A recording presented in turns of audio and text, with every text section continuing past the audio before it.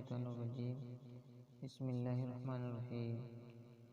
جناب کثیر بن قیس رحمۃ اللہ علیہ کہتے ہیں کہ میں دمشق کی مسجد میں بیٹھا ہوا تھا،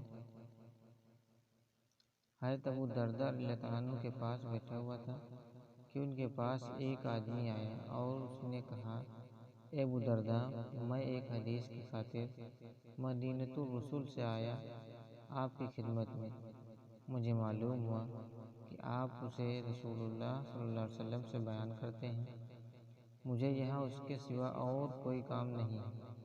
تو انہوں نے کہا، بے شک میں رسول اللہ صلی اللہ علیہ وسلم کو سنا ہے، فرماتے تھے جو شخص کسی راستے میں حصول علم کی خاطر چلا ہو تو اللہ تعالیٰ اسے جنت کی راہوں میں سے ایک راہ پر چلائے گا، اور بلا شبہ فرشتے طالب علم کی رضامندی کے لیے اپنے پر بچھا دیتے ہیں، اور صاحب علم کے لیے آسمانوں میں بسنے والے، زمین میں رہنے والے اور پانی کے اندر مچھلیاں بھی مغفرت طلب کرتی ہیں، اور بلا شبہ عالم کی عابد پر فضیلت ایسی ہی ہے جیسے کہ 14ویں چاند کی سب ستاروں پر ہوتی ہے۔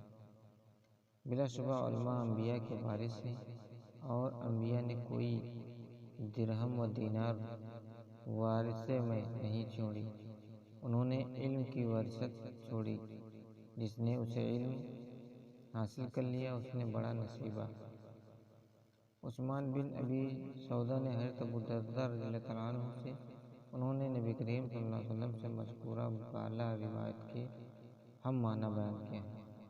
حضرت ابو ہریرہ رضی اللہ عنہ کا بیان ہے کہ رسول اللہ صلی اللہ علیہ وسلم نے فرمایا، جو کوئی علم حاصل کرنے کے لیے کسی راہ پر چلتا ہے تو اللہ تعالیٰ اس کی وجہ سے اس کے لیے جنت کا راستہ آسان فرما دیتے ہیں، اور جسے اس کے عمل نے پیچھے رکھا اس کا نسب اسے آگے نہیں بڑھا سکتا۔